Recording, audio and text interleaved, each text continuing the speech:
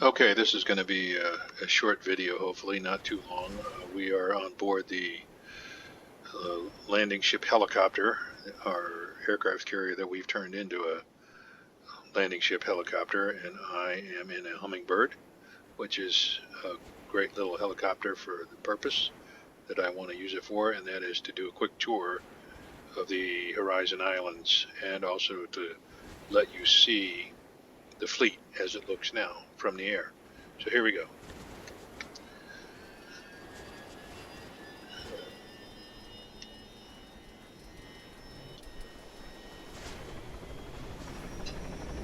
Unknown contact with 2281889.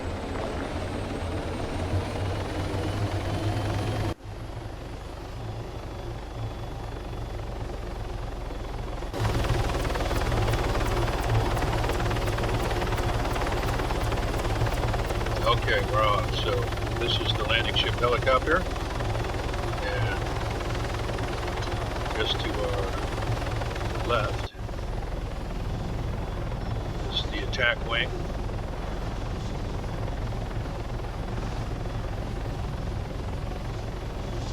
And you can see the fighter planes on deck and a couple of drones. The winged aircraft, in other I words. see movement. Attack. 300 meters. Bearing. 07. There are now 5 destroyers surrounding the carriers.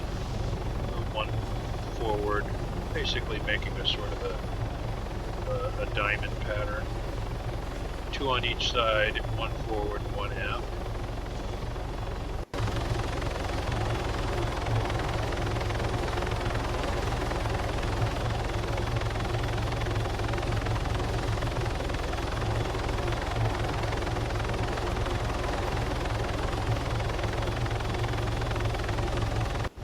Okay, so now we are going to head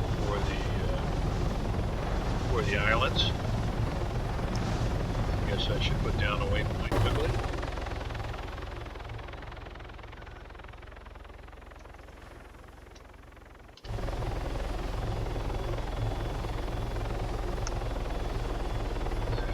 Let's get moving here.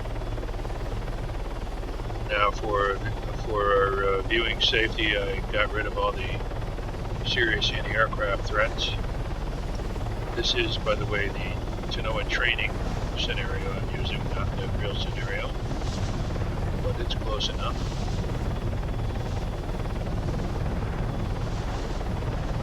I had to spend some time adjusting my volume, background volume, and microphone volume for this video because it was so hard to hear anything I was saying the first time I tried it. This is a remake. Alright, I'm going to speed things up a little bit here just to get us over there.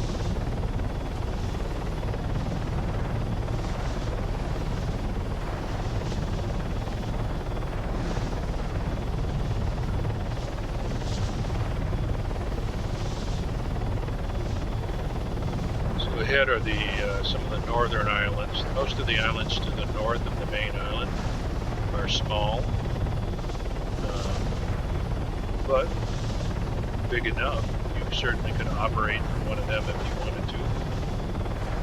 It would have the advantage of being close to the carrier group. And you're sort of shielded by a lot of the mountains on the northern end of the main island, which would give you some protection from the anti-aircraft fire. This is the largest of those islands. I've been on it. It's a nice place. It has a resort on it. Anyway, on to Tanoa, the main island. I just want you to get a feel of. So this is the airport on the northern end of the island. This is the airport. It should look familiar to Chris because he was snooping around here. And that's one of 2 major airports on the island of Tanoa. The other airports on the southern coast. Here's the port that Bill had his unfortunate accident when he fell 8 stories to his untimely death.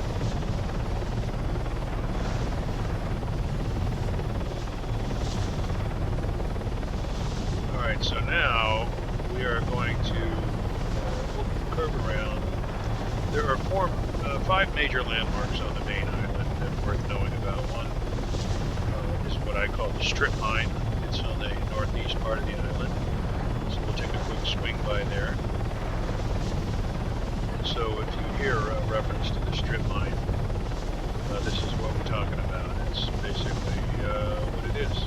It's a strip mine. Okay? Then the other major land feature on the island is, of course, the volcano. And there appears to be an observatory on top, something like that.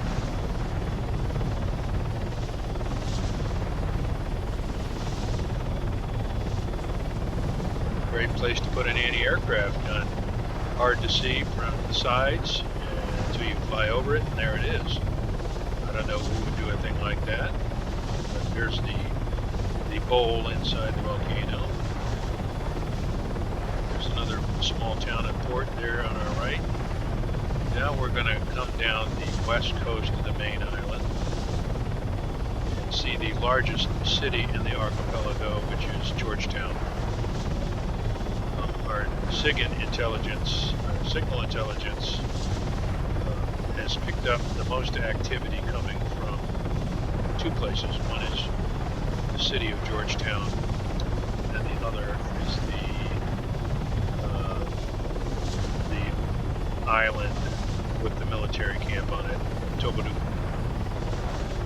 Those two places seem to have the most communications activity of military nature. So this is the main city, the largest city in the horizon. Alright, we are now coming up to the southernmost airport, the fifth major landmark on the island of Tanoa. Also a target of great importance, obviously, for any invading force. I think NATO should not destroy those airfields, just destroy the aircraft, because NATO is going to need those airfields more than the Chinese do. Okay, so we are now heading east along the south coast of Tanoa, and you can see how much vegetation there is. It's a great place to hide, both for attackers and defenders. Remember the lessons learned in the Second World War in the Pacific.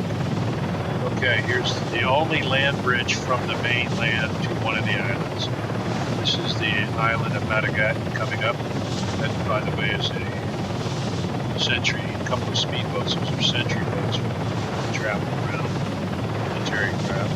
Anyway, that bridge is the only bridge from the mainland to one of the islands. The southeasternmost island, Madagat. Very hilly. Lots of cover, lots of trees. And there is an airfield on Tanoa, a small harbor.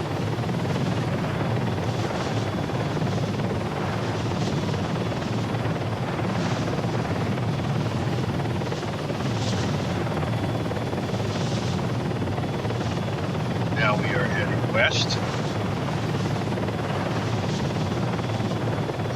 The next island up is, oh gosh, let's see here.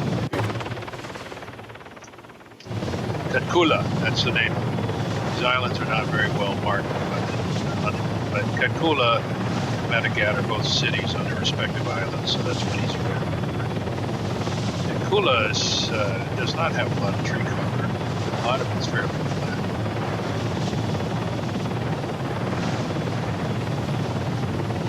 Nice farmland.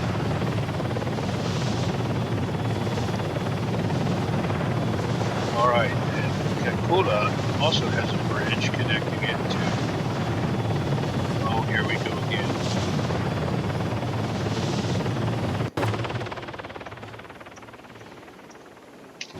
Balabu. And Balabu is very flat, hardly a hill on the whole island.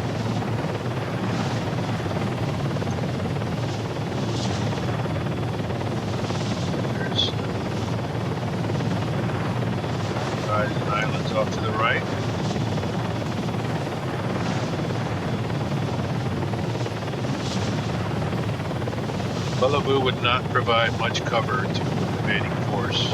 We're on a pretty flat piece of land here, without a lot of hills and structures to hide behind. Now there is a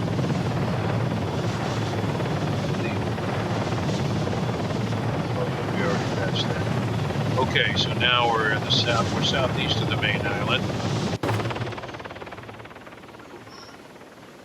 This is this little island that we're passing over is Sosaba, and up ahead is Tumanaka, which is the island with the military base on it. A couple of features on this island worth noting. We've been on this island, did an insertion here. This mountain top here would be a terrific place to put an anti-aircraft gun if we're so inclined. Here's the airport on the northwest coast of the island. This is the airport we reconnoitered. And Barrack has a military barracks, so this island is largely excuse me, that island is largely military based. Anyway, that concludes our video.